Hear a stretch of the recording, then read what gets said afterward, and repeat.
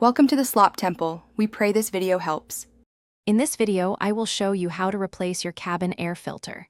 This is a simple and cost-effective maintenance task you can easily do yourself, saving you money. We will start by opening the passenger side door and then the glove box. Make sure to remove everything from inside, then gently detach the small damper arm on the right side. This allows the glove box to move freely for the next steps.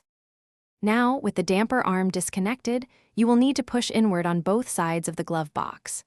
This releases the stops that hold it in place. Once released, the glove box will swing down, giving you full access to the rectangular cabin air filter housing. You should see two small clips, one on each side of the housing cover, which secure it in position. To remove the old filter, squeeze the two clips on the housing cover and pull it towards you.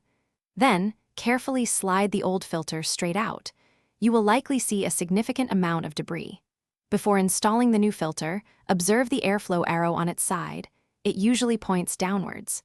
Insert the new filter into the slot, making sure the arrow aligns with the proper airflow direction. With the new filter in, snap the housing cover back into position, ensuring it's secure.